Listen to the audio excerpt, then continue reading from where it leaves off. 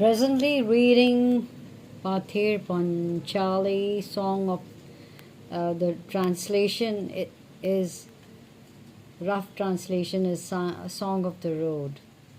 It is written in Bengali by Bibhuti Bhushan Banerjee and has been translated into English T.W.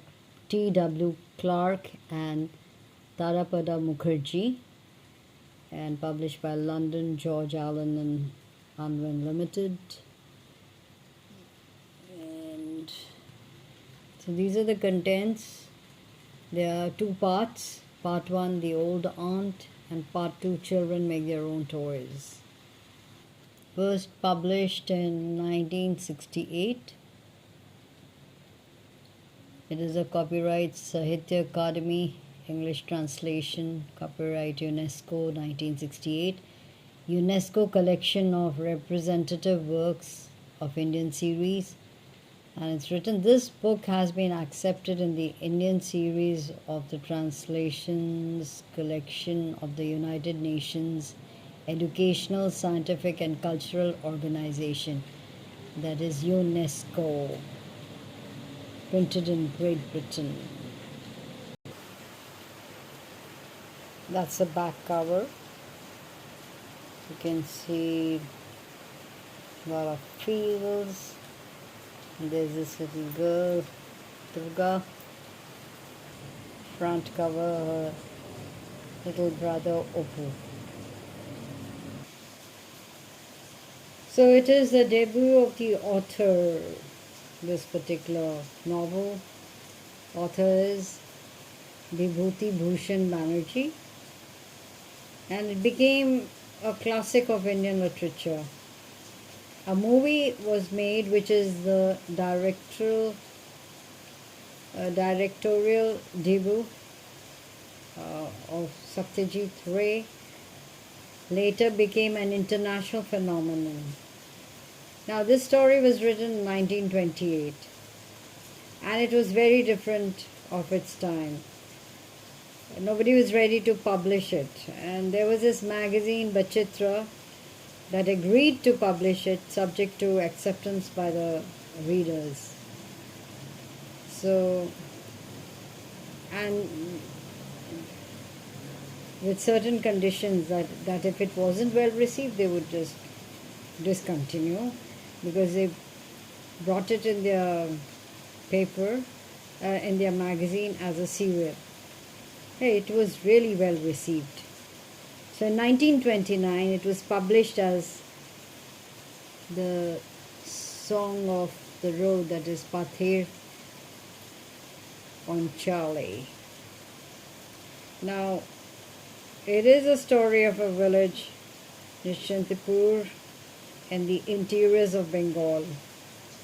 It is a story of a Brahmin family, of the village priest Harihar Rai, who wanted to be a writer. So he was not really committed, he was laid back. He did officiate in the functions of very few families. So they were one of the poorest families of the village. Harir's wife is Joya, who had come into the marriage with a lot of dreams. She had an idea. She was marrying a writer who would have a great standing in the village. Very soon her myth is busted. Harihar provides for the family, of course. He is a good man, of course, but he's ineffective. He hardly earns enough for the family. Joya is peeved and frustrated because she finds she cannot provide her children even the basic amenities. The tiny luxuries she wants to provide for her kids are inaccessible. They all live in a run-down house, their clothes threadbare, hardly enough to eat. Joya has become bitter, constantly annoyed with the world in general. She knows because of her poverty, she's a social misfit and an embarrassment, shunned by the villagers, not invited to their home functions, etc. So, her daughter Durga is 6 years old when the story begins. She's an adorable, curious girl. And we have Indra Thakur, an ancient aunt of Harrier, very old, who stays with them because she has no one of her own. Now, Shorbajaya is very jealous of her because of the bond she shares with her 6-year-old daughter, Durga. The time spent with the aunt is idyllic, and the secrets they share grew between them like wildflowers in summer, sort of. So she tells a lot of stories to Durga, which she laps up, and both cherish each other's company. Sharbajaya is angry all the time and has no time for such small pleasantries. Durga has her own delightful world with the ancient aunt, much to the envy of her mother, with whom Durga seems distant. Many a time she rudely sends off Indra Thakur, who comes back drawn by her love for Durga. A couple of years later, Apurva is born. Durga dotes on her brother. His imagination is amazing, weaving so many dreams. He's a gentle boy, he follows his sister, and they play their own games. And like any other children in the abject poverty, they have their fun and frolic. Durga is a wild child of nature. She loves wandering, roaming around. For this she is scolded by her mother for not being like other girls, getting her clothes dirty, not having a bath on time. She is a rebel, an unconventional girl, and has her own way of dealing with circumstances. But she realizes that her mother is not accepted by the society at large. Oppu goes to school. He has a way of life of his own outside his home and discovers the outside world besides his mother, father, sister. Oppu and Durga often have always wanted to see the train. So there's something about it. You must read the book to find out what is all of that about. So through books, he finds different things to do. The story goes on that Harrier leaves the family, he goes off somewhere, then he comes back. And in between there's loss and anguish in between. But being poor does not give you the luxury of setting aside your life and grieving. You have to get along or get on with the business of living. I read from the inner jacket. It says that the jacket is designed by Satyajit Ray.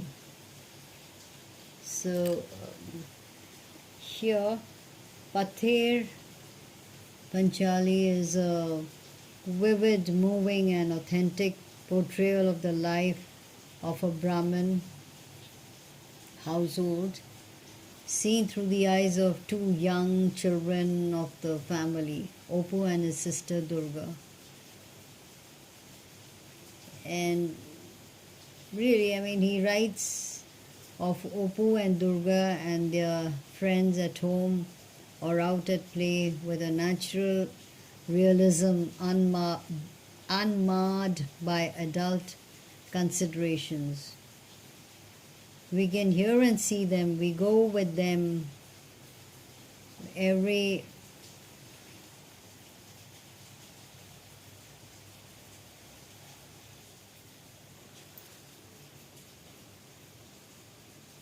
where every impulse leads and take part in all they do and feel. So too, we get to know every inch of the village and all its people, its houses, fields, and paths, its trees, fruits, and flowers, the river, the ponds where the children love to play, the tangled undergrowth where they can get away by themselves, and the railway which bounds their horizon and links them with the world outside. The social environment is all embracing work and holidays, religious festivals, daily worship, and the grim rites of death. So all of that, we sense the reality of family ties, the power of the supernatural in ordinary things, and the relations between the castes and between rich and poor. In creating this picture of rural Bengal, Banerjee has introduced us to an area of life which so far has been a closed book, so foreign to foreign visitors to India, and which scholars know little about. Even today, people who live in the cities or metropolis, they don't understand what is real village life.